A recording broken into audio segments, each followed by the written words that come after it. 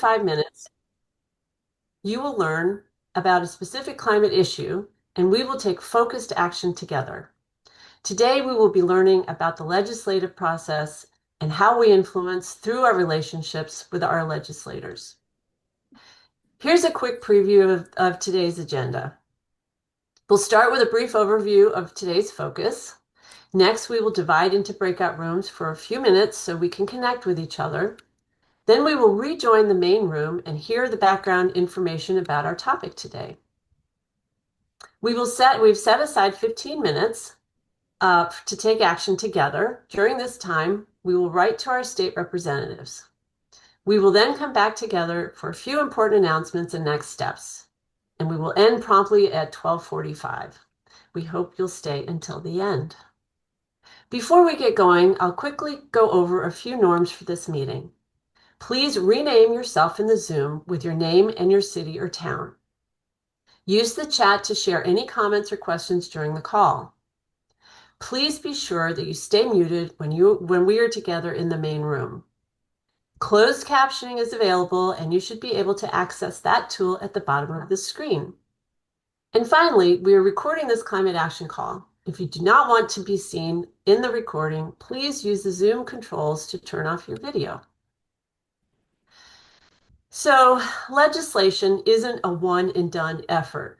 Bills build on each other. We win, then we improve on what we won. The bill that passed last session reduced barriers to electrification. We want the bill this session to accelerate the transition. Our opponents will always try to slow walk the progress we make, which is why it takes ongoing advocacy on our part. Today we'll learn about what the leadership in a crucial State House committee is planning for climate legislation this year. And newsflash, one of those leaders has spoken about changing the state's ambitious climate goals. We'll also cover the new rules for committees. But first, we're going to give you a chance to connect with others in breakout rooms. We're going to give you a few minutes to connect in a small group with other participants and reflect on what's happening at the national level on climate policy.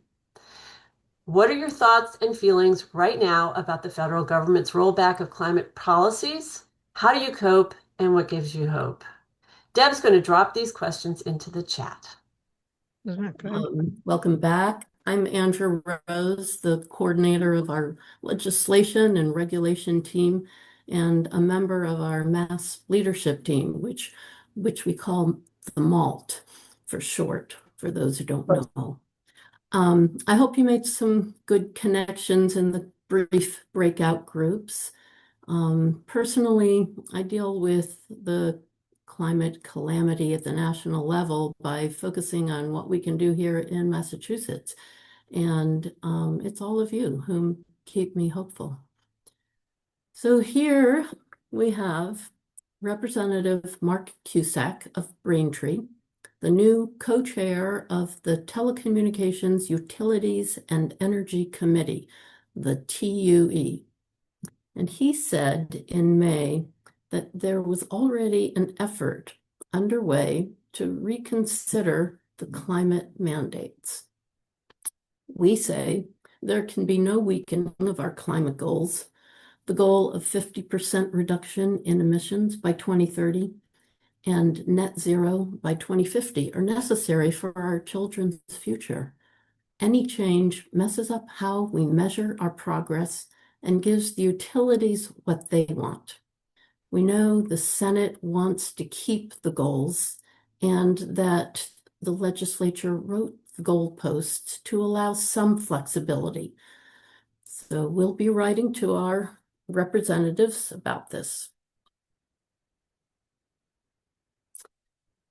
This is a photo of the TUE Senate Chair, Mike Barrett, and House Chair Cusack sharing a light moment at their first hearing together as co-chairs.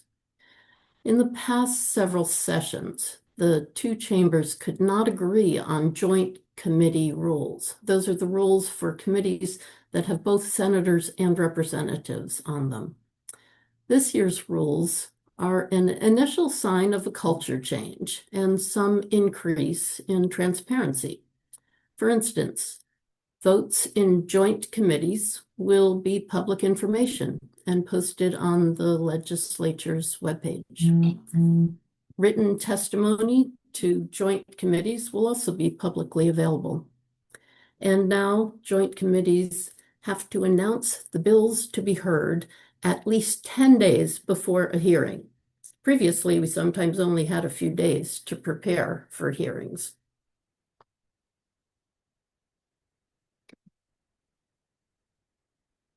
However, the House and Senate wrote different deadlines for committees to decide on their bills. House bills are supposed to be reported on within 60 days of a public hearing, but Senate bills must be reported on by a set date in early December. The problem with rules in our legislature is that they seem to be made to be broken. The House TUE committee just gave itself a 3-month extension to decide on some of the bills that have already had hearings. The deadlines may change, but the ways that advocates can influence the progress of our priority bills hasn't changed. We still show up for hearings, we write testimony, we call on our legislators to champion our bills, and we use our voices to educate and mobilize others around these issues. And as you'll see next, the House and Senate also disagree on how to handle the climate bills. Karen Kraut will tell you about the legislation. Hi, everybody. I am Karen Kraut. I am on the leadership team of Brookline Mothers Out Front and the legislation and regulations team. And I also am an active participant in the Gas Transition Allies Coalition. So we've been told by numerous sources that the governor's energy affordability bill will be the vehicle for most climate legislation this session. So that means that all of our bills that are on about gas need to be included in this omnibus bill. The House is taking a two-pronged approach. They are writing a version of the governor's bill as we speak. They want to pass a small bill that will yield short-term energy savings for consumers, and then follow up maybe with a second, broader bill in the spring. They and the governor want this small bill passed before the winter heating season kicks in so that they can show that they're doing something about energy costs. This is a very short timeline, and we're expecting the House bill this month. The Senate may not support the two-pronged approach because a small bill will leave out so many other provisions for progress on our climate goals. We can't count on a second bill in the House. Therefore, we need to push to get as much as we can into the small bill. That's what we'll be doing today when we contact our representatives. So, what provisions do we want in the House Energy Affordability Bill? I'm going to list them now. I'm going to speak slowly. There are a number of them. Hopefully, those of you who've been following along are somewhat familiar with these bills or the concepts. First, we want to halt the expansion of the gas system to protect ratepayers from unnecessary and exorbitant costs for gas infrastructure that will soon be obsolete. We want to stop utilities from spending ratepayer money on lobbying and perks. We also want to accelerate the transition from fossil fuels to clean energy by supporting key provisions in Mothers Out Front's top priority bill, which is called the Tactical Transition Bill. Here are a number of provisions that we want to be included in the House bill from that bill. We want to require gas and electric companies to coordinate on the electrification of neighborhoods and jointly submit 5-year plans for a cost-effective transition to clean energy. We want to prohibit gas companies from installing gas pipes unless more affordable or cleaner technologies are first considered and found not to be feasible. We want to prohibit existing ratepayers from paying for gas pipeline connections to new customers. We want to direct the DPU, the Department of Public Utilities, to establish neighborhood electrification zones where gas companies upgrade entire neighborhoods from gas to more efficient electric equipment. And finally, we want to redirect the billions of dollars away from installing new gas pipes through the Gas System Enhancement Program, otherwise known as GSEP, towards that money towards low cost repairs, retirement of gas pipes, or the installation of clean energy infrastructure. We want 100% of GSEP spending to be spent on clean energy alternatives by 2035. This is going to be a busy fall. We want to be able to keep in close touch with you so that we can move quickly when needed. We are still waiting for the hearings on the Tactical Transition Bill, the Gas Expansion Bill, and the Municipal Empowerment Bill. They may be at the same hearing or two different ones. This will be another opportunity for us to shirt up and show up. Even with 10 days notice before a hearing, that doesn't give us a lot of time to prepare. So we're getting ready now, drafting testimony toolkits and communications. We may only get a few days notice when a bill is about to go to the floor for a vote. Amendments need to be submitted quickly. We will choose which amendments to support and ask our legislators to co-sponsor our priority amendments. Amendments are very important because the ones we support will contain key provisions from our priority bills. If the House wants their small bill passed before winter, they will have to vote on it and send it to the Senate in October, next month.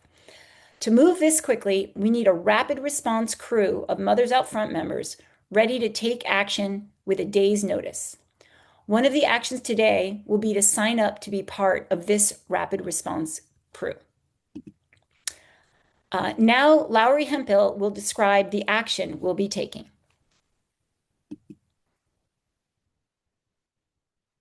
Lowry, you need to unmute.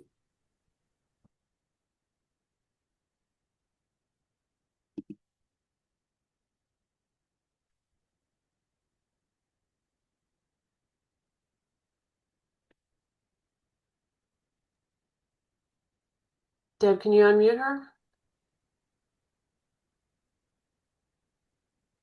Doing it, yeah. Hi everyone. I'm Lowry Hemphill. I'm from the Cambridge leadership team, and I'm also like some of the other people here on the state legislation and regulations team. For today's action, we're doing two things. As Karen has mentioned, one action is to consider joining the rapid response team.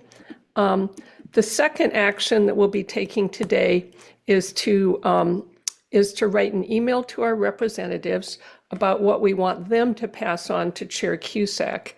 The instructions that you'll get below include an email template for you to adapt and make your own. As Andrea and Karen have explained, we have quite a bit to communicate to our representatives. We want them to first make clear to Chair Cusack that we don't want to see changes to our climate goals. And we have several provisions that Karen's just laid out from our priority bills that we want to see added to the Energy Affordability Act, the Energy Affordability Bill. The action toolkit that we provided for you provides clear instructions to guide you in taking the main action, which is drafting an email to your state representative. Even if you're already familiar with our priority bills, the provisions we're asking for may take you into unfamiliar weeds. If you're new to this work, we're thrilled you're here and understand it can be a steep learning curve at first. Just know that our legislators will need details in your letter so they'll understand which parts of the bills we're asking to be added. You can learn more after we're done here today by reading more about the bills, and you'll find links to each of the bills that we reference under the resources section of the action toolkit. Deb, will you put the link in the chat? Wow. Well, thanks so much to everyone for taking action today.